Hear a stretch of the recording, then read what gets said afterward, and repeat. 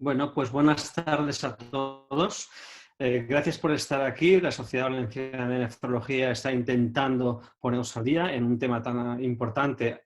Es el Día del Riñón, Día Mundial del Riñón, segundo martes de marzo de cada año. Marco Montomoli nos ha hecho la introducción de este aspecto, pero sin duda ninguna, por desgracia, el protagonista actual es coronavirus, el COVID-19, que puede tener una implicación renal de tremenda importancia, especialmente para la logística en pacientes hemodiálisis. Por eso, desde la Sociedad Valenciana de Nefrología hemos organizado este webinar al que hemos invitado, en primer lugar, al doctor Cohen Jerusalén, que es especialista en medicina interna y enfermedades infecciosas del Hospital de Manises, Valencia, al doctor Rafael Ortiz. Rafael Ortiz es jefe de servicio de medicina preventiva del Hospital Clínico Universitario de Valencia y además es el presidente de la Sociedad Española de Medicina Preventiva, Salud Pública e Higiene.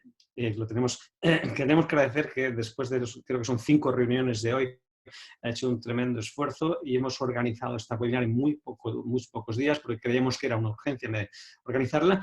Y finalmente tenemos a María Dolores Arenas. Lola Arenas ha trabajado en la Comunidad Valenciana y ahora está trabajando en Barcelona, ha sido fichada por el Hospital del Mar en Barcelona. Suerte para ellos. Y bueno, de todas formas creo que tenemos unos ponentes que nos van a poner al día en estos 3 aspectos. Vamos a hacer presentaciones muy cortas para dar tiempo a las preguntas del chat, como luego Marco nos informará. Cuando quieras, Cohen, puedes empezar. Vale, pues muy bien. Buenas tardes a todos los participantes. Vamos a comentar sobre la infección por el SARS coronavirus 2, ¿no? Como le llamamos actualmente. Brevemente comentaré sobre lo que conocemos de coronavirus, el cuadro clínico que da esta infección actual, qué diagnóstico podemos aplicar y qué tratamientos disponemos según la evidencia, ¿no? Bueno, pues brevemente, los coronavirus son virus ya conocidos desde los años 60, son virus RNA con una alta capacidad de mutación y están presentes en diferentes tipos de animales, generalmente mamíferos. Aquí en rojo vemos los coronavirus que eran conocidos, que causaban enfermedad concretamente en humanos, generalmente clínica respiratoria, casi todos ellos, la mayoría leve, pero el SARS-CoV y el MERS-CoV que vemos ahí han llegado a causar enfermedad más grave epidémica. Aquí podemos ver, sí, podemos pasar. Aquí podemos ver bajo electrónico microscopio la imagen del virus que le da la forma de corona alrededor, como podéis ver a la izquierda, y a la derecha más esquemáticamente las glicoproteínas de superficie que forman esta corona, que es la proteína que usa el virus para unirse a la célula diana y usa la enzima ECA2 para esta conexión, ¿no? Pasamos. Bueno, el virus, como hemos dicho, se llama SARS coronavirus 2. Anteriormente tenía otro nombre, pero ahora lo llamamos así. Y la enfermedad que causa este virus actualmente se llama Coronavirus Disease 19 o COVID-19. Es importante la distinción porque, como en el VIH y el SIDA, ¿no? Aquí el virus tiene un nombre y la enfermedad tiene otra, que a veces en algunos medios se puede confundir los términos. Muy bien. Bueno, como ya sabéis todos, el brote actual, que ya es pandemia, inició en China, en la provincia de Hubei, en la ciudad de Wuhan más concretamente, probablemente en conexión con un mercado de comida y al ser una zoonosis, pues algún contacto animal cercano que actualmente no se conoce, pero rápidamente se ha ido extendiendo desde el brote inicial en diciembre en esa zona a ser una pandemia actual, ¿no? Pasamos a la siguiente. Bueno, sin pasar mucho en detalles, la situación actual, pero esto de hora en hora va cambiando, es declarada una pandemia oficial con más de 110.000 casos a nivel mundial y mientras en China, donde inició el brote, la incidencia cada día es menor, fuera de China la incidencia cada día es mayor, incluyendo España. Entonces, cuando miramos ya los diferentes pacientes en la clínica que presentan con esta enfermedad, pues hay varios estudios y esto es un estudio hace 2 semanas en el New England que recoge más de 1.000 pacientes, casi 1.100 pacientes, y unas características aquí ayudan mucho a determinar la clínica, ¿no? Como podemos ver, la mayoría de los pacientes eran relativamente jóvenes, entre 15 y 50 años, y si miramos los endpoints, que eran ingreso en cuidados intensivos o necesidad de ventilación mecánica o muerte, pues la mayoría de los endpoints se daban en el grupo por encima de 65 años, como ocurre en otras infecciones. Pasamos. En cuanto a comorbilidades en este grupo de pacientes, pues diabetes y hipertensión eran la mayoría y enfermedad renal crónica en menos de 1% de los casos, de los cuales solo 2, o es decir, un cuarto de los pacientes con enfermedad renal crónica presentaban estos endpoints, ¿no? Luego, si miramos la clínica con la que presentan los pacientes, llama la atención que más de la mitad no tienen fiebre al ingreso en urgencias, mientras que durante la hospitalización casi el 90% sí que llega a presentar fiebre. Pero es importante que al ingreso muchos no tienen fiebre. Pasamos. Luego, si miramos todas las otras diferentes clínicas, pues lo más frecuente suele ser fiebre, casi 90%, luego seguido de tos seca, cansancio general, malestar, el esputo solo un tercio de los casos y otra clínica típica respiratoria como congestión nasal, aquí se da en pocos casos, solo el 5%, ¿no? Luego, si miramos las radiografías, bueno, llama la atención, suelen ser compatibles con infección atípica o infección viral, como son parches alveolo-intersticiales bilaterales o opacidades, ¿no?, en vidrio deslustrado, generalmente bilaterales, y en esta enfermedad parece que la afectación suele ser más bien periférica, como podemos ver en esta radiografía y también en la siguiente TAC, podemos ver la afectación sobre todo periférica, ¿no? Hay otras imágenes que tenemos aquí que vemos la evolución dentro de un mismo paciente recogido en China, que al inicio de la enfermedad la afectación es bastante leve, como podéis ver, basal, posterior, bilateral, y progresando la enfermedad, pues el cuadro ya tiene un síndrome de distrés respiratorio severo y luego con derrame pleural bilateral asociado. Entonces, dentro del mismo paciente también puede haber una evolución tanto en radiografía como en TAC. Pasamos. Lo que se trata de la analítica, los hallazgos no son muy específicos y superponibles a las de muchas otras infecciones virales, ¿no? Tenemos algo de linfopenia, leucopenia, que puede llegar a ser grave en esta infección, elevación de PCR, pero sin elevación de procalcitonina al tratarse de una infección no bacteriana.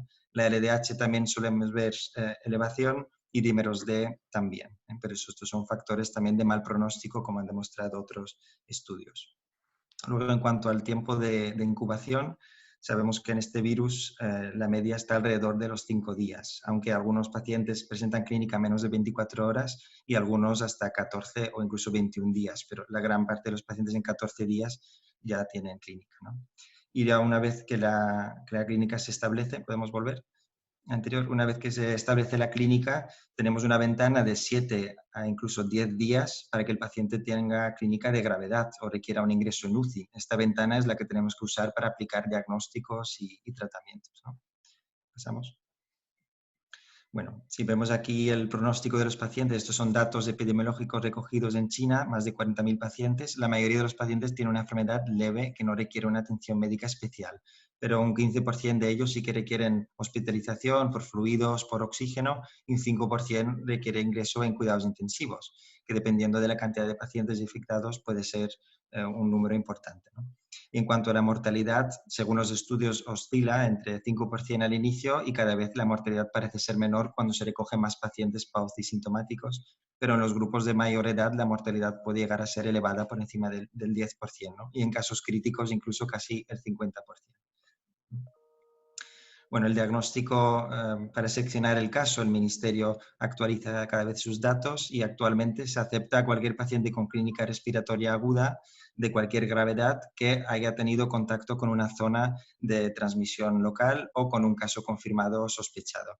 Y por otro lado, también cualquier persona que haya sido atendida en urgencias que necesita ingresar con una clínica y radiografía compatible, ¿no?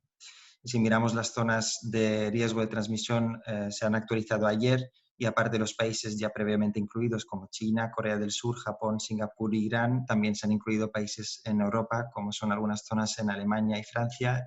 Italia ya es todo el país y en España, como sabéis, la Comunidad de Madrid, La Rioja y Vitoria en el País Vasco también. Una vez que hemos seleccionado el caso, pues el diagnóstico se hace mediante técnica PCR, que se puede hacer de cualquier líquido biológico, sangre, heces, orina, biopsias, pero lo más habitual es coger una muestra poco invasiva, como es un frotis nasofaringeo o esputo, o en pacientes intubados un tráqueo bronquial, ¿no? Si el resultado de la PCR, que es una técnica que se realiza en laboratorios de referencia, es positiva, tendríamos el caso diagnosticado. Si la prueba es negativa, podríamos considerar repetirla en el caso de que persiste la sospecha y no tengamos otra etiología, ¿no?, para el paciente. Pasamos. Bueno, y luego en cuanto a los tratamientos, realmente lo más establecido es tratamiento de soporte, fluidos si lo requieren, oxígeno si lo requieren, ventilación mecánica, ECMO y diálisis obviamente tienen sus propias indicaciones. En cuanto a antibióticos y antivirales como oseltamivir para gripe, solo tendrían un papel si el paciente tiene una coinfección con estos microorganismos, ¿no? En cuanto a corticoides, ahí más bien tenemos evidencia en contra que pueden atrasar el aclaramiento del virus, entonces no tendrían un papel en esta enfermedad, al menos que el paciente también tenga otra comorbilidad, insuficiencia suprarrenal o broncoespasmo, por ejemplo.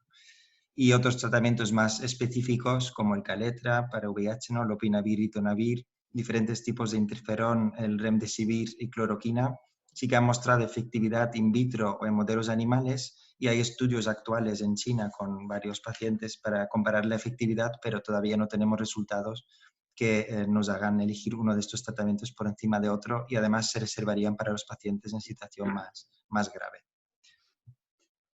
Muchísimas gracias, Cohen. Fantástico resumen en escasos minutos, lo has concentrado todo. Y yo creo que hay cosas interesantes que les vamos a dejar para el final. Tenemos unas preguntas y preguntas también de la audiencia. Bueno, para continuar, ahora vamos a hacer esta parte un poco intercalando dos aspectos porque inevitablemente están imbricados. Están imbricados tanto la epidemiología como las medidas preventivas y los aspectos específicos de hemodiálisis que van a darse entre el doctor Rafael Ortiz y el doctor María Dolores Salinas. Rafa, cuando quieras, estás en ello. Bien, en primer lugar, explicar de alguna manera la situación epidemiológica tomando como ejemplo el inicio del brote en Wuhan. Nos da bastantes pistas de dónde estamos y qué es lo que podemos encontrarnos. Yo creo que es algo interesante en la medida que nos puede servir para prever las actuaciones. Fijaros que el 31 de diciembre pasado se declara un primer caso. Durante algún tiempo se está dudando de qué puede estar ocurriendo hasta que poco después o un cierto tiempo después se ve que es un conjunto de infecciones respiratorias agudas con sus neumonías que probablemente empezaron un mes antes, pero que conllevan ya a encontrar un foco epidémico en un mercado de animales, de mariscos, de animales vivos, en Wuhan concretamente, y que rápidamente pues empieza a desencadenar una serie de situaciones. Hay unas situaciones de decisiones políticas, el mercado se cierra, pero no era solo eso. Empiezan a haber una serie de circunstancias posteriores. El Año Nuevo chino, en poco tiempo también, parece que genera, como algunos eventos multitudinarios que tenemos en otras partes del mundo, pues un poco de controversia.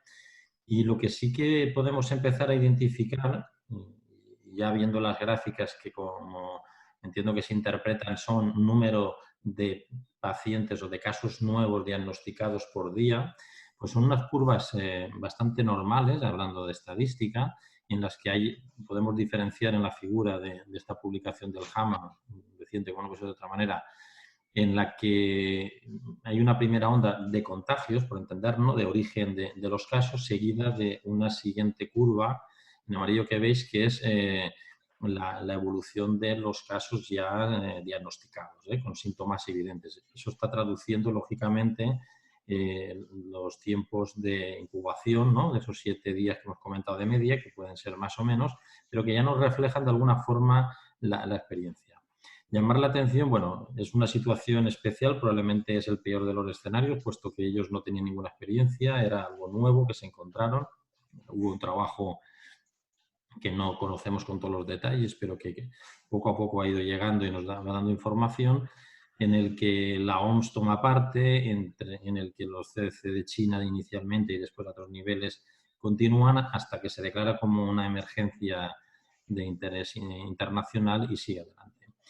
¿Qué quiero destacar como detalles? Pues he puesto 20 días, es un poco arriesgado, pero de alguna manera entre el inicio de los diagnósticos y el pico máximo de la curva, en un escenario tipo, ¿no?, que podríamos utilizarlo, pues han transcurrido no más de 3 semanas, ¿no?, prácticamente alrededor de 3 semanas. Si queréis pasamos y intentamos hacer, aquí he intentado hacer una extrapolación Estos datos hay que tomarlos con mucha cautela, ¿vale? Son simplemente, como veréis en la gráfica de la izquierda superior, refleja el número de casos nuevos de Italia. El punto final que lo veis descendente, no le hagáis caso, sigue subiendo, como sabéis. Y al lado tenéis la curva de España. Hay una animación inicialmente, entiendo que esto está fijo, no importa. Veis en esa curva es una expectativa de lo que pudiera ocurrir en los próximos 20 días o ya 10 días, ¿no? Si la curva es de este tipo, pues sería bastante parecida. Lo que estoy planteando es que si se dieran las condiciones de Wuhan, que es uno de los escenarios peores, pues lo que podría estar ocurriendo, ¿no? Si eso es así, pues podemos imaginarnos lo que está pasando en Italia y lo que está pasando en España. Cierto es que lo de España es más representativo de unas áreas muy concretas como son Madrid. Sabéis que tenemos Vitoria y La Rioja con unos municipios muy concretos y lo que está indicando es lo que vemos en la parte de abajo. Hay una circulación comunitaria. La situación de la Comunidad Valenciana hasta fecha de hoy, la curva está hecha a escala para que veamos las cifras en relación a Wuhan. Fijaros que he puesto, son dos escalas, la de la izquierda es para Italia y para Madrid, la de la derecha sería para España y para Valencia. Lo digo porque interpretemos que no es un número alto de casos, sino intentar reproducir en condiciones de equivalencia poblacional. Si hubiéramos ajustado por población, por decirlo de una manera. Si vemos, por ejemplo, en la Comunidad Valenciana las cifras son muy bajas en comparación con lo de Madrid y España pues no tan bajas ya en relación con Italia. ¿Qué quiero decir con esto? Que estamos reviviendo una serie de etapas. Estos días habréis oído hablar seguramente a Fernando Simón y a responsables de salud pública hablar de una serie de etapas. Una etapa de contención, una etapa de mitigación y una etapa de generalización. Brevemente, en la contención, ¿qué se pretende? Se pretende que no haya una transmisión local o comunitaria. Lo que se ha hecho es, desde los servicios de salud pública, técnicos de salud, preventivistas, hemos colaborado también en la Comunidad Valenciana y en toda España, intentar que cada caso que conociéramos se detectaran posibles contactos. Era el que venía de viaje de China primero, el que venía de viaje de Italia después, ahora que viniera de La Rioja, por ejemplo, tendríamos que considerarlo. Mientras se ha producido esa situación, estaríamos en una fase inicial, que veis que se reproduce de alguna manera y que yo le llamo de coqueteo, ¿no?, con el virus. Estamos intentando controlándolo. Eso, con el comportamiento que tiene este virus, que tiene una transmisión, tiene un índice de 2-3 de rápida velocidad en los contagios, en cuanto se hace comunitario se dispara. Le pasa un poco como con la clínica, ¿no?, que es muy aguda una vez empieza. Epidémicamente también.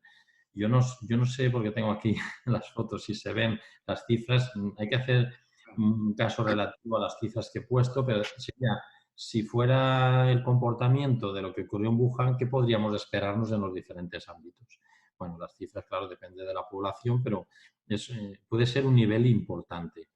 Esto es importante considerarlo porque los problemas no son tanto, como ya ha comentado Cohen hace un rato, por el riesgo individual, que sí que lo es para personas mayores, evidentemente, como también para el riesgo colectivo, porque puede llegar a desbordar los sistemas.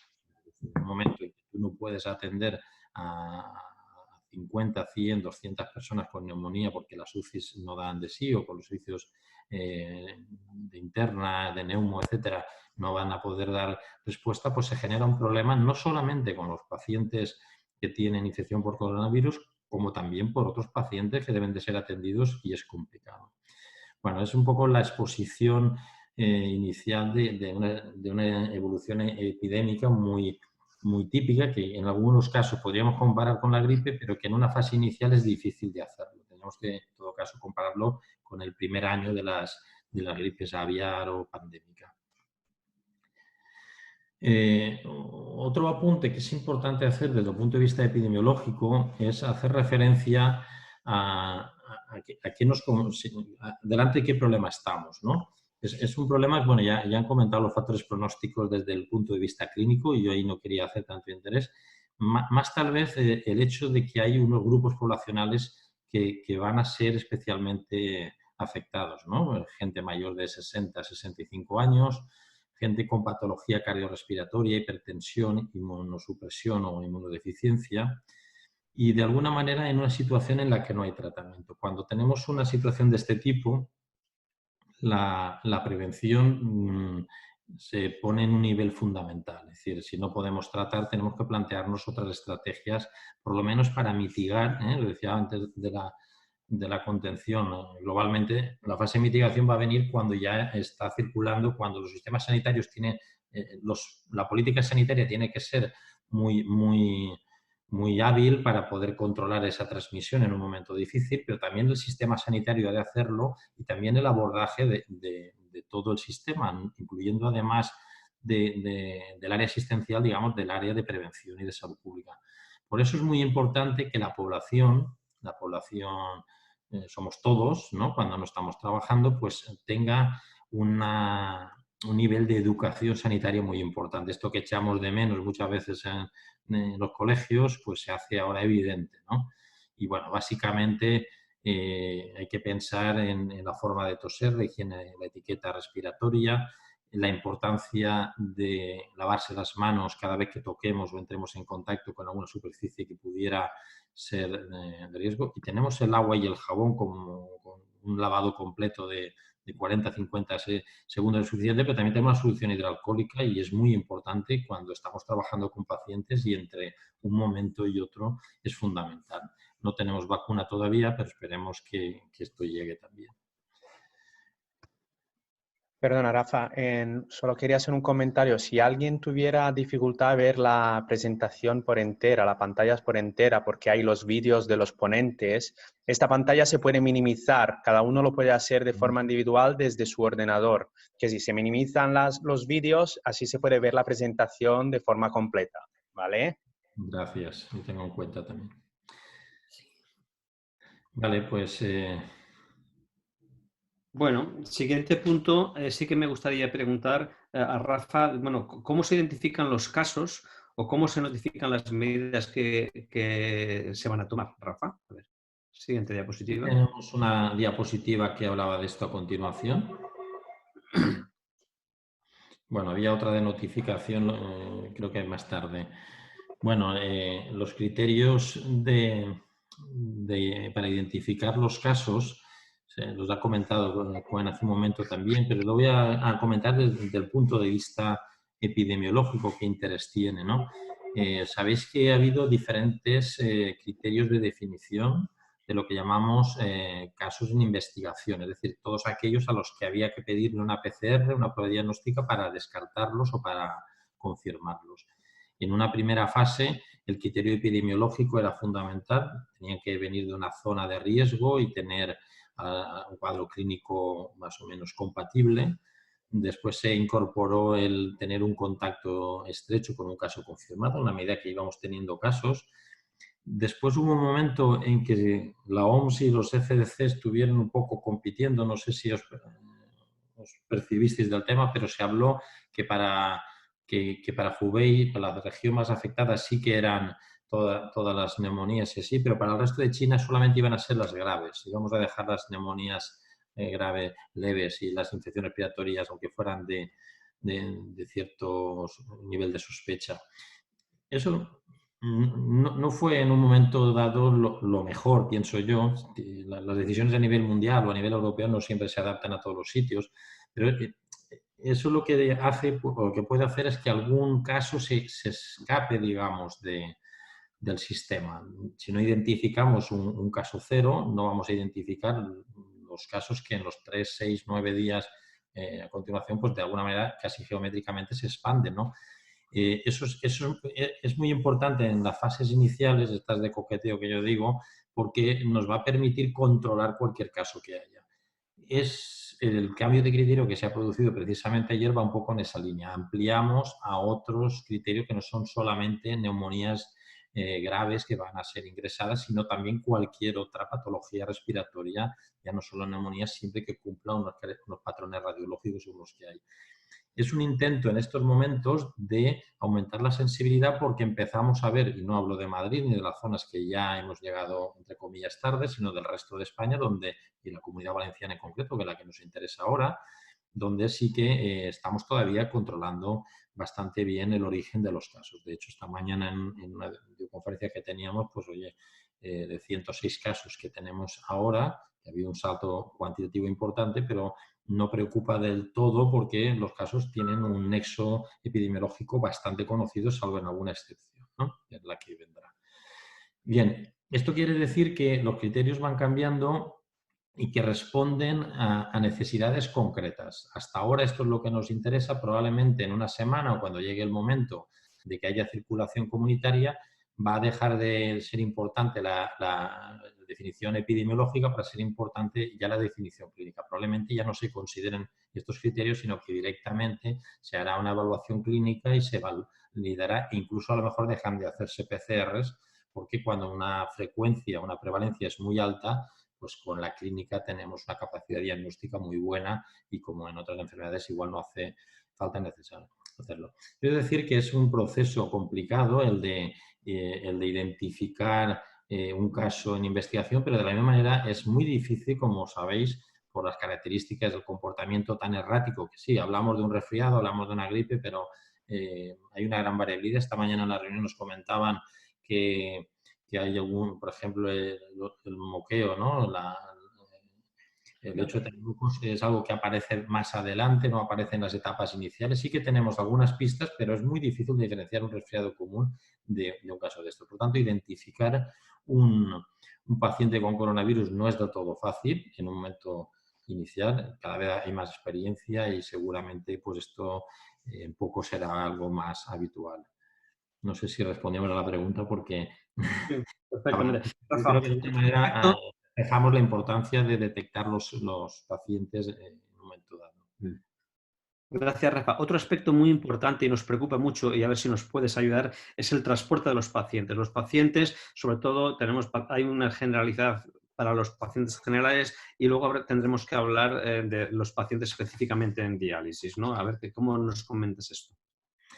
A ver, la situación que se nos plantea con el COVID-19 es 80% de personas, bueno, un porcentaje pequeño de gente asintomática, pero que desconocemos, y de los que sí quedan clínica, un 80% de personas, de pacientes que tienen una clínica muy leve y que pueden estar perfectamente en su casa, que incluso si los diagnosticamos vamos a preferir, y más con el escenario que puede venir futuro, acostumbrarnos a trabajar así. Lo estamos haciendo en general, que a veces hay alguna duda, pero en otros casos los pacientes se complica y tiene que llegar al hospital. Tiene que hospitalizar porque tiene una patología respiratoria que inicialmente puede ser controlable, pero que rápidamente puede descontrolarse y requerir de ingreso en la UCI, etcétera, ¿no? Como se ha comentado. ¿Qué nos preocupa ante esta situación? Bueno, pues tiene que ser un transporte muy controlado. Lo primero, que no vengan en autobús, que no vengan en medios habituales. Si se puede contratar facilitar mediante ambulancia, ¿no? Un transporte individualizado, pues lógicamente va a ser mucho mejor. Si no hay más remedio, o sea, si el paciente no puede quedarse en su casa, que es lo que diríamos en general, aunque fuera un caso confirmado, que venga de la manera más controlada, que informe, que todo el sistema esté informado, desde los que se encargan del transporte de la ambulancia, que debe tener separada la parte de conducción de la parte de transporte del paciente, digamos, pues debe ser así. Luego hay que tener también unas precauciones, aparte de la información, como veis, pues utilizar los equipos de protección individual adecuados. Eso merece una discusión después en función de los estos que hay.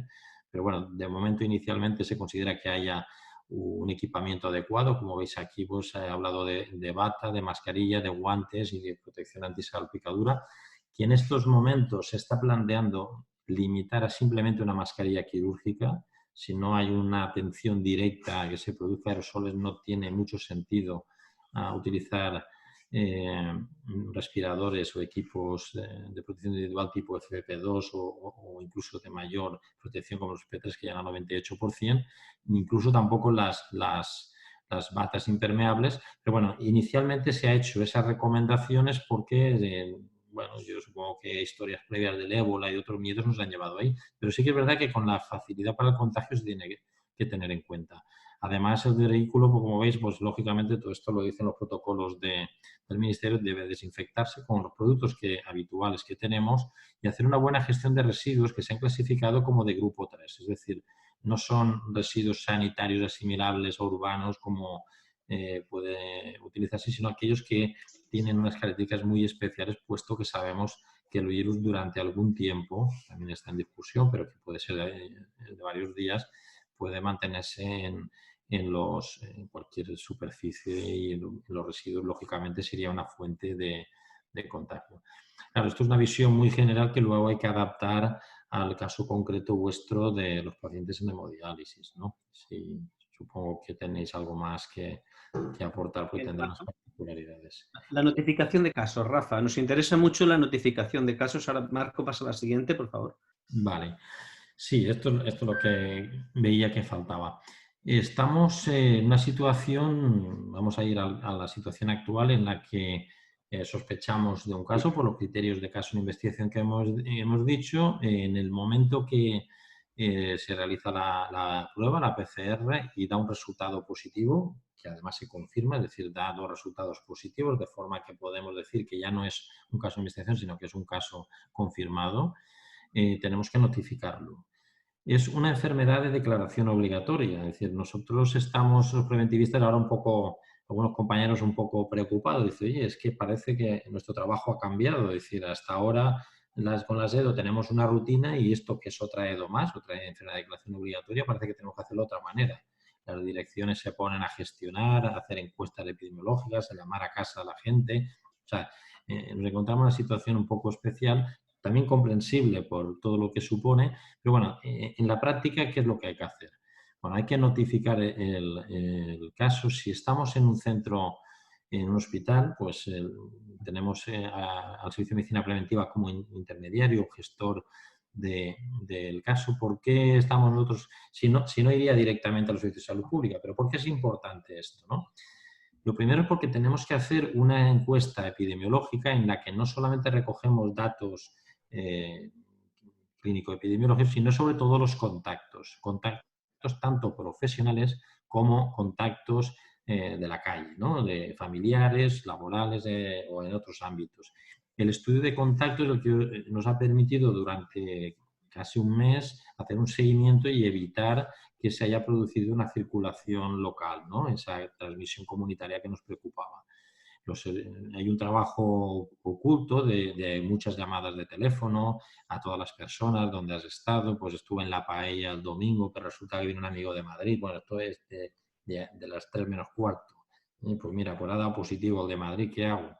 El tener muy bien identificados los contactos desde un primer momento, yo aconsejaría por la vía profesional que siempre que alguien atienda a un caso sospechoso, porque habrá otros niveles que ya no tomaremos la PCR, sino que se quedarán ahí, que se recojan datos de los profesionales expuestos, porque eso además va a tener unas connotaciones importantes de cara a bajas laborales, etcétera, donde ya tienen que entrar los servicios de prevención de riesgos laborales y no me voy a extender. Esa notificación, además de permitir hacer el estudio de contactos, va directamente a la comunidad autónoma, a los servicios de salud pública, de ahí todas las consejerías hacen informes, como ya sabéis, porque tiene un interés especial, pero además sirve para nutrir al Centro de Coordinación de Alertas y Emergencias Sanitarias, el equipo de Fernando Simón, que ya le conocemos todo, incluso al Carlos III, al Centro Nacional de Epidemiología, para hacer pues un seguimiento ya de estudios a otros niveles para responder a múltiples preguntas. E igualmente se manda al ECDC. O sea que es una actividad que muchas veces no se le da el valor que tiene, pero que nos ayuda a responder muchas de las cuestiones que nos planteamos, ¿no? Por eso aprovechar la ocasión para decir que es importante. Muchas gracias, Rafa. Entonces, con todo lo que nos has comentado, ahora quisiera hablar con Lola. Lola, estos aspectos que nos ha comentado Rafa como preventivista, ¿cómo los podemos aplicar los nefrólogos a nuestros pacientes, específicamente en hemodiálisis? Bueno, yo creo que lo más importante o la dificultad que tenemos nosotros es que nuestros pacientes se dializan todos juntos en una sala de diálisis, vienen juntos en una ambulancia. Entonces, nuestro planteamiento ha sido que identificáramos los casos antes de que llegaran a la unidad. Hemos hablado con todos los pacientes y les hemos entregado pues, cosas como esta que veis aquí, en el que hablamos y les explicamos que si tienen algún síntoma respiratorio o han tenido contacto estrecho con menos de 2 metros con un caso probable o confirmado de coronavirus, en fin. Y inicialmente cuando existía pues todos estos factores epidemiológicos que ahora, bueno, pues con haber ido a Madrid ya la cosa tiene su riesgo, ¿no? Entonces, bueno, les comentamos que si tienen estos síntomas, nos llamen por teléfono, nos avisen, que intenten no coger el transporte comunitario habitual, la ambulancia o el transporte colectivo que tienen para venir a unidades, que vengan en un transporte individual y nosotros allí pues ya determinaremos pues si hay que hacer el estudio y hacer la PCR y se les pone su mascarilla, sus guantes y se dializan de una manera individualizada. Esto sigue por la siguiente. Nosotros un poco lo que hemos planteado es que todos los pacientes van a entrar a través de los vestuarios porque es donde van a lavarse las manos todos previamente a su entrada y una enfermera provista de mascarilla y guantes va a interrogar acerca de los síntomas, contactos o viajes que haya podido tener y tomaremos temperatura con un termómetro láser sin tomar para detectar pacientes que puedan tener fiebre. Yo creo que si todos los que me estáis escuchando sois nefrólogos y trabajáis en diálisis sabéis que muchas veces el paciente no nos cuenta las cosas antes y que nos enteramos cuando ya están aquí. Lo otro era una oda a intentar que nos llamen por teléfono. Yo creo que además hacer prevención es explicar a los pacientes la importancia de que lo hagan. Pero bueno, puede ocurrir que el paciente llegue y para eso es este sistema de identificarlo antes de su entrada y de su relación con los demás. Y entonces, bueno, en caso de que encontremos un caso sospechoso, que son los casos probables o contactos estrechos, se les separaría de los otros pacientes, o puede ocurrir que nos lo encontremos ya durante la sesión de diálisis. En ese caso, valoraríamos la urgencia dialítica y si no existe urgencia, se desconectará, se separará de los otros pacientes, se continuará la diálisis en otro momento y los dos vuelven a esta vía inicial, a esta vía común, que es que se les da unos guantes, una mascarilla quirúrgica y se conduce de forma inmediata a una sala o voz de aislamiento que hemos acondicionado previamente. Esto cada uno en su unidad tendrá que buscar cuál es el lugar mejor, pues hay de todo tipo, hay hasta despachos que se pueden acondicionar para esto. Nosotros, pues en concreto en mi hospital, pues la sala que utilizábamos para coger catéteres es la que hemos utilizado. Yo creo que es importante inicialmente, mientras no haya muchos casos, que la sala no sea la sala comunitaria grande, porque aquí el problema es que luego tenemos que limpiar esa sala. No sé, Rafa, lo que opinas, ¿no? Si cualquier cosa que yo diga crees que puedes matizarla, pues matízala, ¿no? Yo creo que una sala grande es más complejo luego su limpieza y por tanto, cuanto más acotado esté el problema, mucho mejor. Entonces, bueno, el personal que acompaña a este paciente a esa sala de aislamiento llevará también sus guantes y su mascarilla quirúrgica, mantendrá una distancia de seguridad de 2 metros, intentará que el paciente no vaya tocando objetos y se fijará en qué toca para ir luego limpiándolo. Si no tienes síntomas, solo contacto, pues se convertiría en un caso en investigación, un caso sospechoso. Si tienes síntomas, fiebre o tos, pues a la mayor brevedad se le practicará el respiratorio para la detección del virus por PCR, según el protocolo previsto en cada hospital para la detección.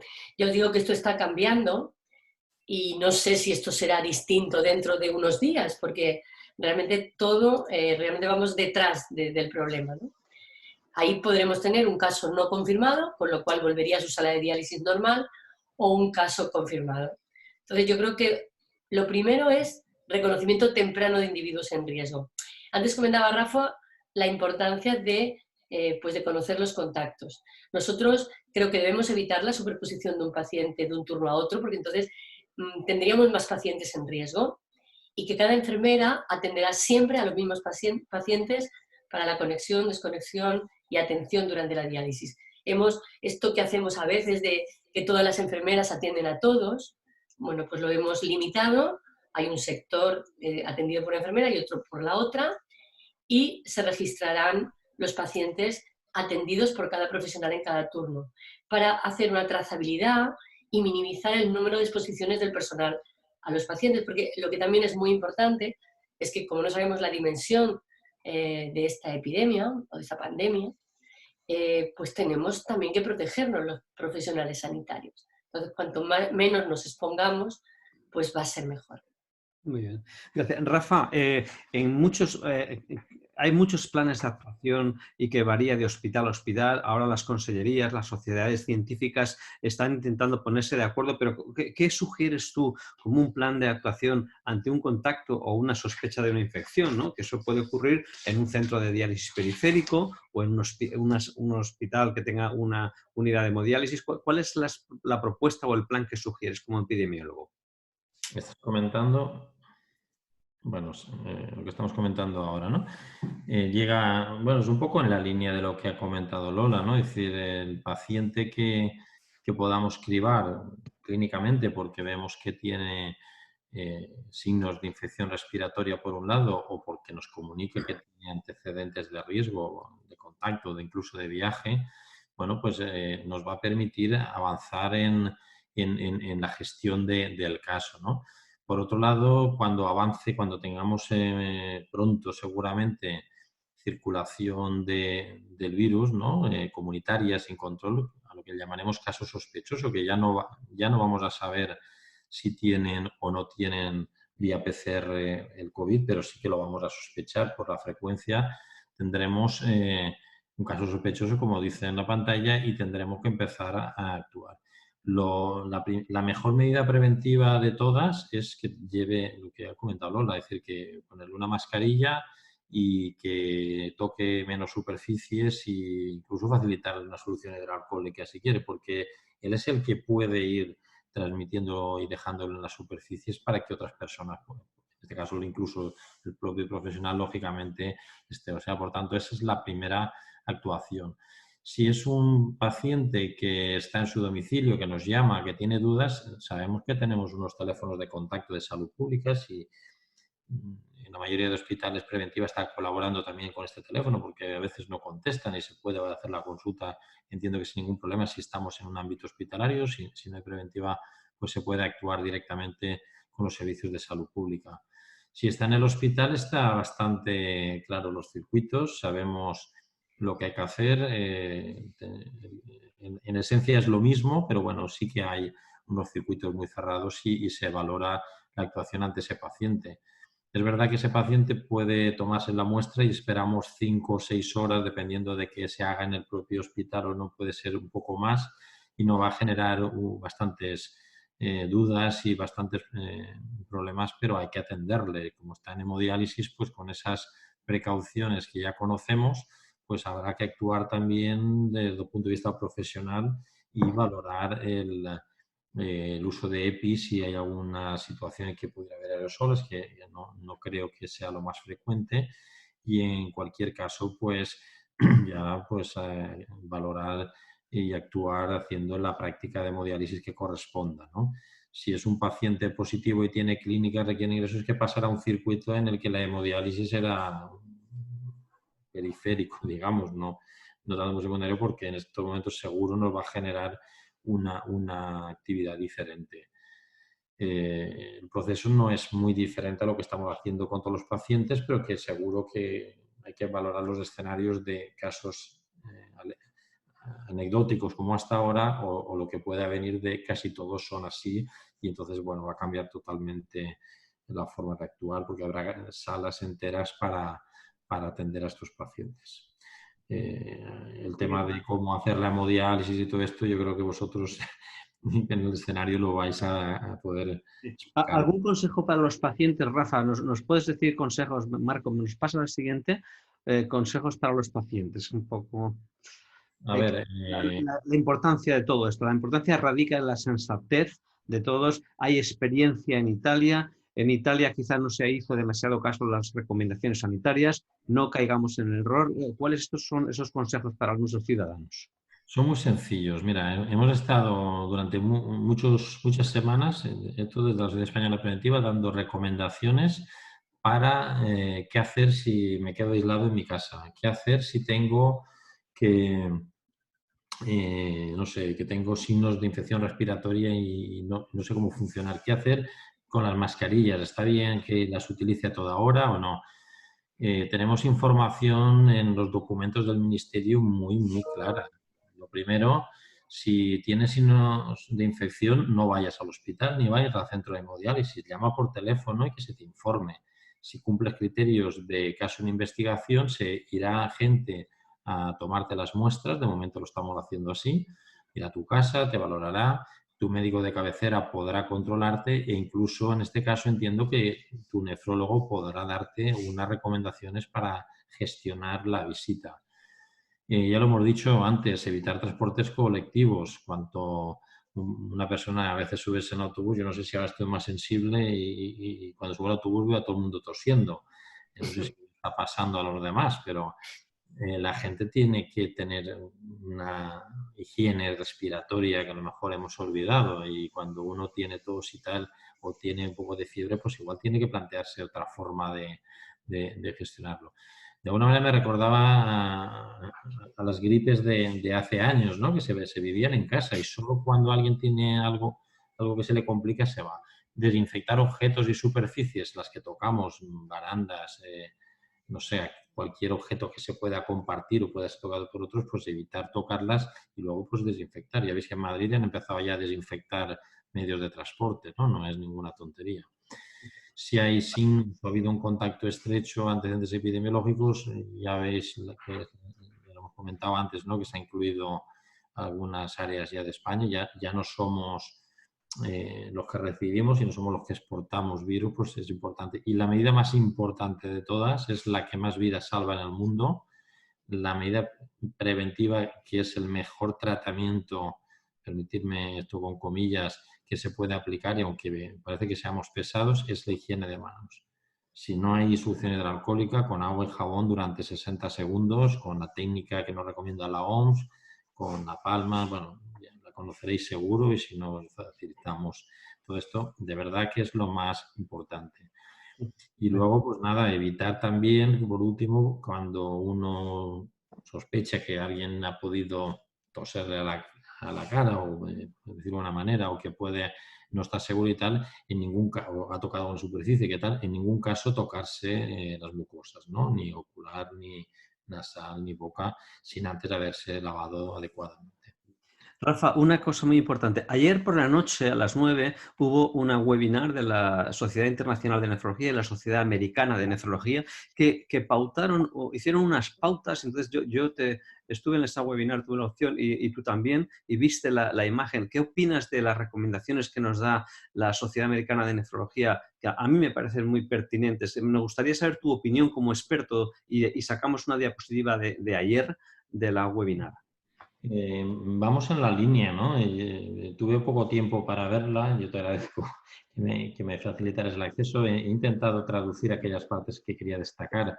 Lo que hemos dicho, colocar la mascarilla al paciente es la principal medida. Si él no suelta gotitas, esas gotas de 5 micras que son las que transmiten el virus, vamos bien, se queda la mascarilla, luego se tira y no pasa nada. Si está a una distancia de 1 metro, de varios pies, de 2 metros, ahora en otro, pero con 1 metro nos guiamos en nuestro medio, estamos reduciendo el riesgo. No se transmite por aerosoles, luego lo veremos y haré hincapié. Si podemos tener una sala privada, como comentaba también Lola, y recogida, pues oye, perfecto, claro que sí, mucho mejor. Y luego las medidas de precaución basadas en la transmisión para contacto y para gotas, que se resumen con lo que hay aquí, pues son las medidas muy coherentes, muy lógicas y que, bueno, coincidimos plenamente con lo dicho. Rafa, bueno, eso es una parte del paciente, pero el personal sanitario, staff, tanto enfermería como médicos, también son personas de riesgo y entonces en ellos cabe tomar las mismas medidas generales que recomienda el Ministerio para cualquier actitud o existe algún aspecto específico en diálisis. Yo creo que en diálisis, y me corregís si me equivoco, no hay situaciones especiales en que se generen aerosoles, como puede ser en otras prácticas. Si fuera así, pues el planteamiento variaría. Pero las medidas generales de higiene de manos, de uso de mascarilla, de quirúrgica para cuando estemos a una cierta distancia y sobre todo cuando el paciente lleve la suya. Dos mascarillas, la protección es muy, muy alta, mucho más de lo que alguna gente por miedo o por información sobreactuada, diría yo, cree, ¿no? Es decir, es bastante adecuado. El utilizar equipos de protección individual tiene su momento, ¿eh? Su momento. Si se sospecha que va a haber, cuando hablamos de equipos de protección individual para mí es todo, pero me refiero a las mascarillas, a los respiradores, ¿no? Los FFP2, FFP3 que comentamos con frecuencia. Tendrían sus momentos. Un problema que se ha planteado en Madrid, en Italia, y que espero que no lo tengamos, es que cuando uno tiene clínica respiratoria, no para esto, para siempre debe quedarse en su casa. El problema no es por quedarse en su casa, cuando es algo habitual y algo, digamos, poco habitual, pero sí puede serlo en estos momentos en que hay muchos profesionales que han tenido contactos estrechos y de riesgo. Bueno, excepto como norma general ante situación de infección respiratoria, hay que evitar ir al trabajo, ser tan valientes de ir con fiebre, tos, porque así yo ayudo a mis compañeros, no ayudamos nada, hay que saber quedarse. Y bueno, luego ahí ya veis que estos son medidas del Ministerio, nos han cancelado todos los congresos y todo. Es una medida importante para tener a todos los profesionales a disposición de una emergencia sanitaria que puede, como ha pasado con otros vecinos, venir, ¿no? Las medidas estas se complementan con las precauciones de aislamiento para la transmisión clásicas. No sé si las tenemos después, probablemente, efectivamente. Y aquí yo no he puesto las precauciones de contacto. Yo no sé si estáis familiarizados con las precauciones de aislamiento. Igual que la higiene de manos, este es un clásico de la prevención. Cuando en un centro sanitario, en el hospital, tenemos un paciente que cumple unas características de estar infectado por un determinado microorganismo, pues lo aislamos en base a contacto, en base a gotas o en base a transmisión aérea. Bueno, el contacto, pues la mayoría de gérmenes, de microorganismos, perdón, que sean multiresistentes, bueno, pseudomonas, tal, no sé qué, pues se transmiten por las manos y puede ser importante, eso lo vamos a incluir. Pero la clave probablemente está aquí en diferenciar entre el aislamiento por gotas y la precaución de aislamiento por aerosoles.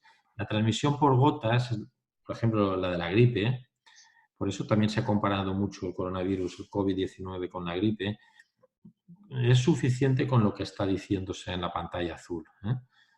Una bata puede ser impermeable si se piensa que puede haber salpicaduras, guantes, protector ocular si se sospecha que haya salpicaduras, en algunos casos no haría falta, y una mascarilla quirúrgica. Una mascarilla quirúrgica, si el paciente tiene también su mascarilla quirúrgica, es suficiente para protegerlo.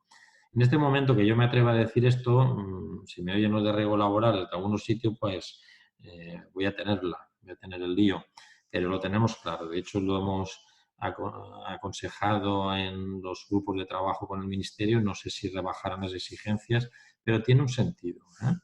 Tiene un sentido. Bueno, voy a comentar algo sobre las gotas.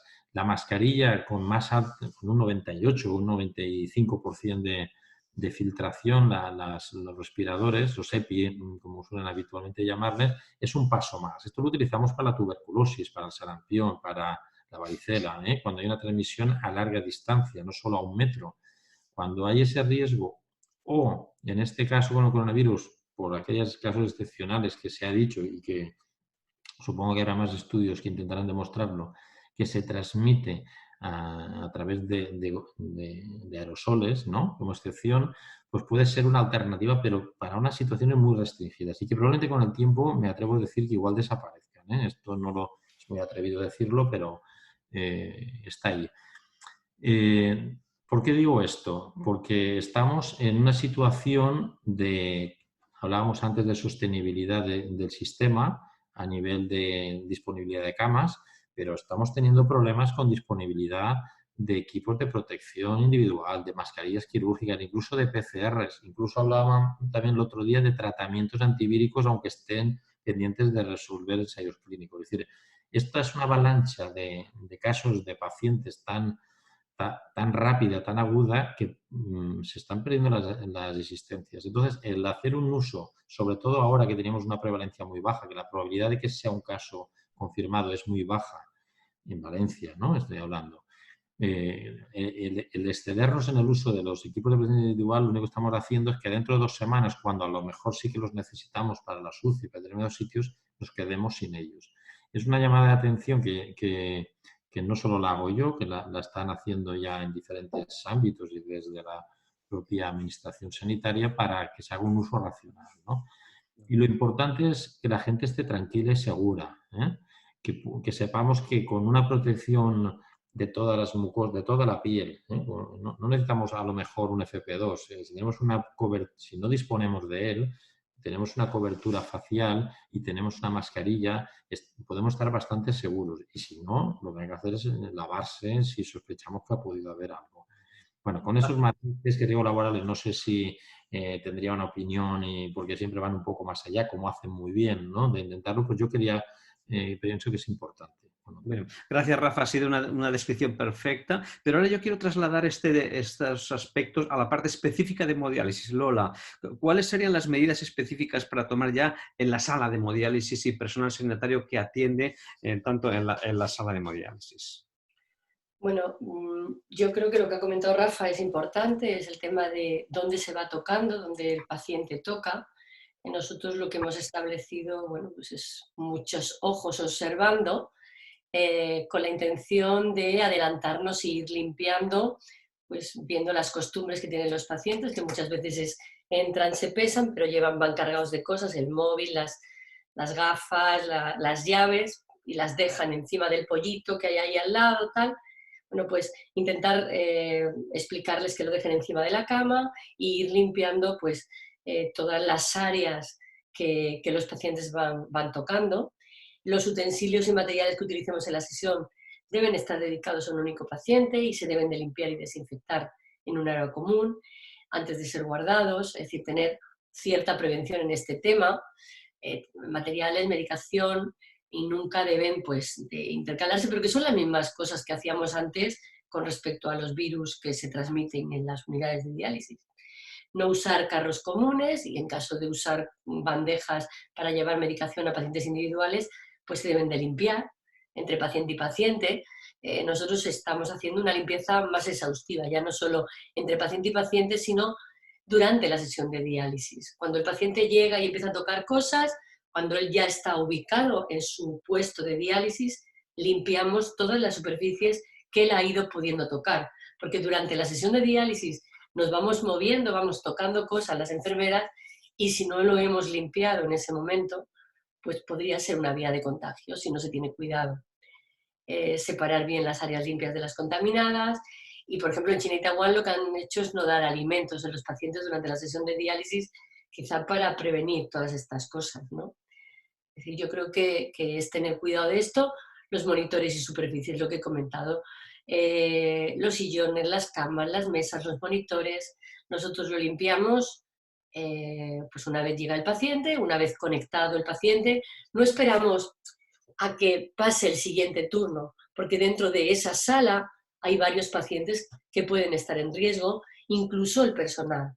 Cuando un personal toca aquí una cosa y luego coge el teléfono y luego coge la libreta y luego coge el boli, bueno, pues vamos dejando el rastro.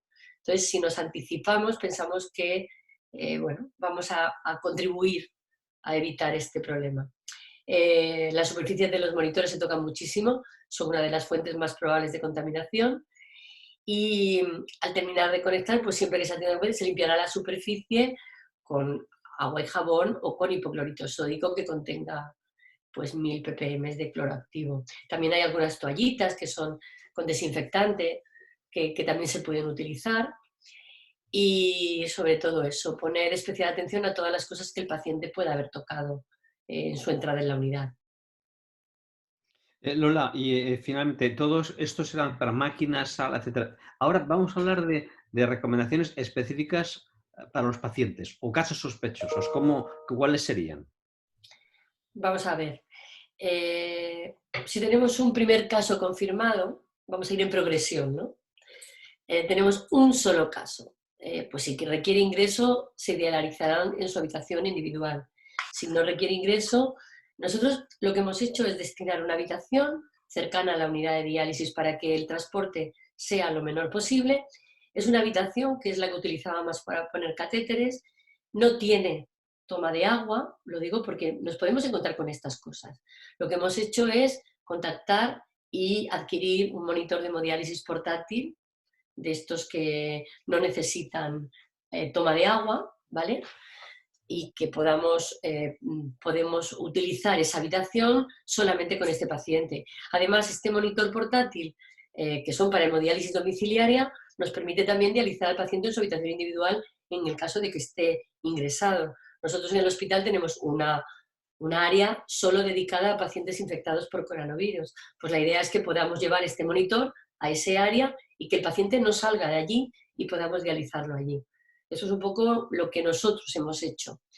El personal sanitario pues debe de estar provisto pues de su mascarilla, que también, como he comentado, nosotros inicialmente lo que hacemos es una mascarilla normal y luego aparte otra mascarilla, una mascarilla quirúrgica y una mascarilla con pantalla, con la bata, con los guantes largos, y con eso se dializaría el paciente y el paciente también con su mascarilla y con sus guantes. Todo esto en el caso de que solamente hubiera un paciente. ¿Qué ocurre?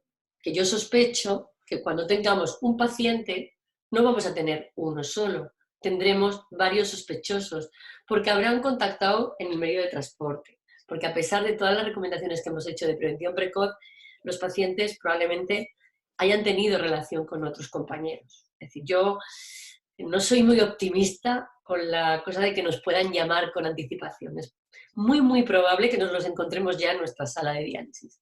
Entonces tendremos dos tipos de paciente, el paciente confirmado y los casos sospechosos, que serán los contactos del turno de diálisis o los contactos externos, o que hayan venido con un contacto externo. Nuestra idea es hacer un periodo de cuarentena, vigilancia de síntomas con aislamiento en domicilio, 14 días, y vendrán a dializarse, obviamente, en una ambulancia individual, y la idea es hacer un turno independiente del resto de pacientes para todos estos casos, tanto confirmados como casos sospechosos, porque las medidas van a ser exactamente las mismas.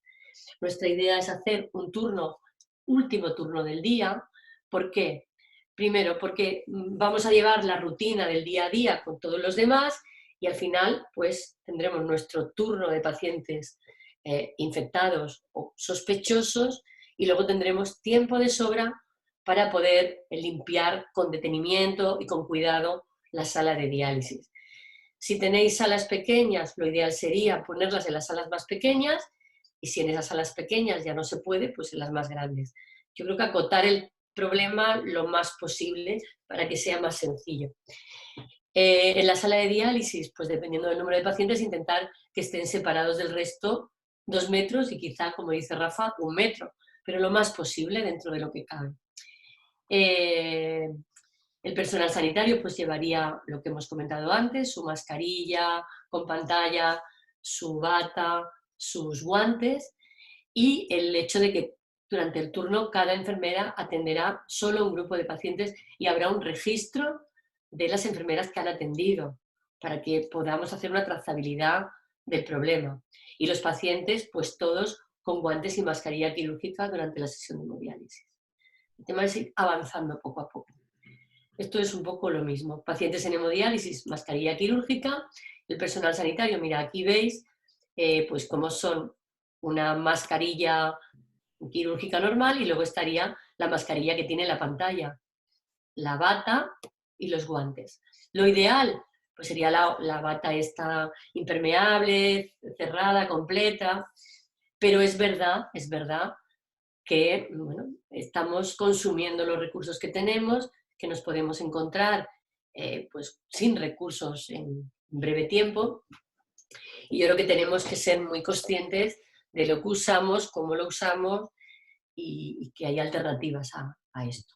Lola, es importante un aspecto. Vamos a ver, el paciente se detecta porque se envía al hospital a urgencias y para hacerse la prueba, o en el caso de que no hayan ido a su casa, porque existe una tendencia en nuestro país, tiene que ir a urgencias, ¿no? Es una Sí. tendencia. Entonces, el paciente le detecta la infección, pero el paciente está muy estable, no tiene ningún compromiso respiratorio, está absolutamente estable. ¿Dónde lo ingresamos? ¿Cómo lo ingresamos? ¿Qué hacer con pacientes que hayan compartido turnos previos? Es decir, explícanos un poco la actitud que tú propones en el artículo que acabas de enviar a la revista de Nefrología, que está en prepublicación, y a ver si nos das ideas.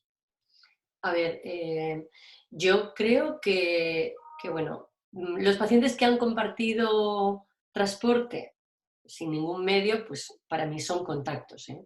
Y conociendo cómo se mueven nuestros pacientes, yo creo que todos los pacientes que van en un turno acabarán siendo contactos estrechos del paciente confirmado. Esto hay que hacerlo así. Bueno, yo creo que dependerá de la clínica que tenga este paciente. Es decir, si no tiene clínica, yo creo que tiene que irse a su casa y tendrá que venir a diálisis a su turno si están... Es decir, como he comentado antes, si solamente es un paciente, pues sí lo podemos tener a él solo, pero si tenemos varios sospechosos y confirmados, yo los dializaría en un único turno, intentaría que vinieran en transporte individual. Bueno, si están todos contagiados o todos sospechosos, guantes, mascarilla, y podrían compartir probablemente el transporte. Ingresar solamente a los que requieran ingreso hospitalario. No ingresaría de una manera indiscriminada. Con respecto a la realización del frotis, que me corrija Rafa si no es así, ¿no? Nosotros por lo menos ahora mismo no estaba recomendada en contactos asintomáticos, porque la prueba no es sensible para diagnosticar una infección latente. Si saliera negativa, podría hacer que nosotros nos sintiéramos falsamente seguros y podríamos retirar las medidas de aislamiento y podríamos poner en riesgo tanto a pacientes como a personal.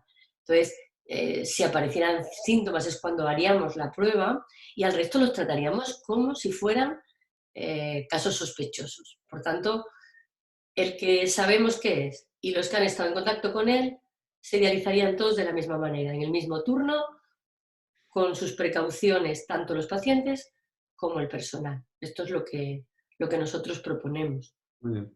Entonces, tenemos un paciente en un centro periférico, un centro extrahospitalario o satélite, y ese paciente pues, ha salido positivo. Y entonces, ¿qué es lo que hacemos? Lo has medio contestado antes, pero me gustaría que nos dijeran si requiere ingreso o no requiere ingreso, se manda al hospital, se puede dializar en el centro. Un poco complétanos y así cerramos esta parte, por favor.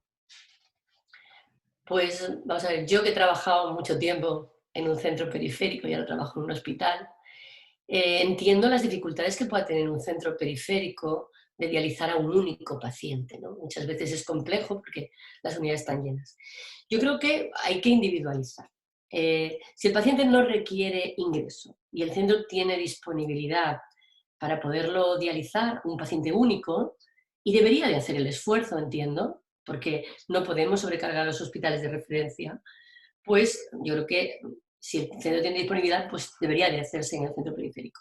Entiendo que haya centros periféricos que no tengan esa disponibilidad, entonces, bueno, si es solamente un paciente, pues vale, de acuerdo, al hospital de referencia. Pero, en el momento en que el número de pacientes aumente en el centro, los centros deberían de habilitar un turno específico. Porque como he comentado antes, yo creo que cuando aparezca un paciente van a aparecer varios casos sospechosos alrededor.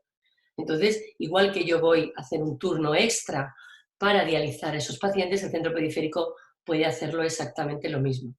Otra cosa es que el paciente requiere ingreso, por tanto, iría al hospital de referencia. Entonces, es posible, yo creo que hay que poner un poco de sentido común, intentar entender las cosas, intentar no sobrecargar a los hospitales que lo van a necesitar esas camas, van a necesitar esos puestos para pacientes que realmente sí lo necesiten, y el centro periférico responsabilizarse de intentar pues dializar a los pacientes en turnos separados y poner los medios necesarios para esto. Gracias, Lola. Yo creo que es un esfuerzo de sensatez por parte de todos, ¿no? Claro. Tanto de los hospitales como de los centros periféricos motivados por el volumen. Y el siguiente punto, Rafa, me gustaría que primero Rafa y luego Lola, la cuarentena. A ver, Rafa, implicaciones de la cuarentena y actitudes, y luego Lola nos comentará un poco esos aspectos en diálisis. ¿Cuál es tu opinión sobre la cuarentena y cómo debemos realizarla a nuestros pacientes? También es una situación que va cambiando con los protocolos y riesgo laboral, los servicios de riesgo laborales tienen sus documentos específicos que están trabajando con el Ministerio. El último con el que que nos ha llegado, ¿no? Y de alguna manera define, estamos pensando en cuarentena para profesionales, ¿no? Gente que ha tenido un contacto, porque, bueno, los demás sabemos que el que ha venido de viaje o el que ha tenido un contacto estrecho se le pide que se quede en su casa durante 14 días y hay que hacer un seguimiento, hablamos de población general, tiene su interés especial en profesionales sanitarios que no olvidemos es de los grupos de riesgo más altos que existen para esta enfermedad. En China se han descrito un porcentaje realmente importantes como colectivo, ¿no? Entonces, lo que hace el documento más reciente es clasificar los contactos en estrechos o casuales. Es decir, un contacto estrecho tiene que ver con el tiempo de exposición, con el uso o no de equipos de protección individual en determinadas, con un cierto nivel de proximidad, ¿no? de menos de esos 2 metros o 1,5 metros o metro que estamos comentando, y que, bueno, puede haber un contacto directo incluso entre la piel, ¿no? Entre la mano, das un beso o cosas de este tipo. En caso, como veis en la pantalla, cuando hay un contacto estrecho con un caso probable o confirmado, cada vez los probables van a ser, vamos a incluir aquí los sospechosos como tal, y el profesional ha llevado un equipo de protección adecuado. Y entiendo que si hablamos de la doble mascarilla paciente-profesional también lo sería, pero eso tiene que valorarlo el Servicio de Prevención de Riesgos Laborales. De momento se le está recomendando que sigan con su actividad asistencial normal, pero con una vigilancia pasiva. Es decir, si usted tiene cualquier cuadro respiratorio, si empieza con tos, con fiebre, con una cierta dificultad respiratoria, pues nos avisa inmediatamente, deja de trabajar y valoramos lo que hay. Si ese contacto estrecho es sin una protección adecuada, se complica, porque si la exposición es de riesgo, el profesional se tiene que ir a su casa, tiene que dejar de trabajar y de exponer a pacientes y a otros profesionales, y ahí se hace una vigilancia activa, es decir, desde el Servicio de Salud Pública, preventiva o de quien lleve el control, su médico de cabecera, incluso según se acuerde, se le llamará para preguntarle diariamente, medir temperatura, etcétera. Si la exposición de bajo riesgo pasaría como en el primero, la actividad asistencial normal, pero con vigilancia de los síntomas. En otros casos el contacto es a más distancia, no es tan fácil y entonces también pasa como en el primero de los casos que hay que hacer, puede seguir trabajando y con la vigilancia. Claro, ante cualquier aparición de síntomas, la cuarentena es clara, no se acepta ya el que puedan trabajar ni en despachos donde no hay cierto menor riesgo, digamos, sino que debe de mantenerse en su casa durante 14 días, que es el tiempo estipulado, aunque sabemos que, aunque se ha hablado de este número mágico, ¿no? Está basado en la mayor frecuencia, digamos, de los periodos de incubación posibles, que pueden ir desde 24 horas hasta los 14, 21 días, incluso más, que se ha descrito, pero bueno, es el periodo que con mayor probabilidad pues, nos permite valorar que no se va a desarrollar la enfermedad de manera clínica, por lo menos. Muy bien. Lola, lo ha descrito perfectamente Rafa, pero tú sabes perfectamente que acaban de publicar un grupo de Wuhan aspectos relacionados con los datos epidemiológicos y clínicos de un brote que hubo en un centro de hemodiálisis. ¿Nos podrías contar aspectos relacionados con este brote en hemodiálisis? Está recientemente publicado hace unos días. Sí, destacar de este brote que de 230 pacientes en hemodiálisis, 37 tuvieron la enfermedad y 33 del staff, de 33, 4 tuvieron la enfermedad. Esto es un poco la prevalencia que hubo. Ellos lo que hacían era un TAC torácico y hacían análisis sanguíneos y detectaban, pues, hacían el frotis nasal. Pues de los 37 pacientes de diálisis, bueno, el 62% eran varones, 78% eran mujeres. Realmente es un poco como la prevalencia habitual que tenemos de pacientes en diálisis, es decir, que cumple un poco el porcentaje habitual. Y lo que fue curioso es que los pacientes murieron fundamentalmente por causas cardiovasculares. La neumonía era menos frecuente. Si me pasas la siguiente, fijaros pues que el 11% tuvo fiebre, un 8% fatiga, tos seca un 3%, dolor torácico un 3% y náuseas un 3%. Realmente lo más frecuente era que no tuvieran síntomas, un 72% no tenía síntomas, lo cual nos complica un poquito a nosotros el diagnóstico de estos pacientes. Y respecto a los casos de neumonía, pues el 41% tenía neumonía unilateral y bilateral en un 59%, y lo que sí se veían pues eran lesiones múltiples, como ha comentado antes Cohen, a nivel pulmonar, de opacidades a nivel general, y eso era un 62%. Y luego, pues a nivel de analítica, pues me planteaba un poco a ver qué cosas nos podían dar pistas sobre esto, ¿no? La disminución de los leucocitos solamente aparece en un 11%, muy poco frecuente. Tampoco es frecuente ni el incremento de neutrófilos ni la disminución, solamente también un 11%. Sí que parece que lo más frecuente es una linfopenia, una disminución de los linfocitos, y el aumento de proteína C reactiva, que también nos fijamos mucho los nefrólogos en las unidades, pues solamente aumentó en un 32%. Realmente es una enfermedad que nos puede pasar muy desapercibida. Creo que las medidas de prevención pues serán quizá lo más importante que podamos hacer en este sentido. Vale. Muchísimas gracias a todos, creo que es suficiente. Sentimos las más de 30, 40 preguntas que hay pendientes por responder y bueno, algunas se repiten y otras creo que están ya respondidas. Muchísimas gracias, de verdad, enhorabuena porque habéis hecho unas ponencias excelentes con muy alto nivel, nos habéis aclarado muchísimas dudas y yo creo que desde la Sociedad Valenciana de Nefrología pues podemos ayudar a todos a aclarar estas dudas que sin duda ninguna en una semana pueden tener otras respuestas diferentes. Escucharemos a las autoridades sanitarias, seguiremos estas indicaciones y por favor esa prudencia en la actitud ciudadana. Marco, nos despides y nos cuentas un poco el webinar, cómo estará y nos vemos. Perfecto. En primer lugar, evidentemente agradecer a todos los ponentes y también me gustaría agradecer a todos los participantes. Hemos tenido más de 100 contactos y 100 asistentes a este webinar. Efectivamente no hemos podido contestar a todas las preguntas por un problema de tiempo y lo que haremos, aparte de la posibilidad que todos han tenido de poder ver el webinar en el canal YouTube de la sociedad, en los próximos días este webinar se ha grabado, por lo cual en los próximos días colgaremos la grabación, el vídeo en nuestra página web para que todos los que no han podido conectarse puedan visualizarlo. Muchas gracias a todos y esperamos que esto sea un experimento que se pueda repetir en futuro porque creo que puede aportar mucho a todos. Gracias.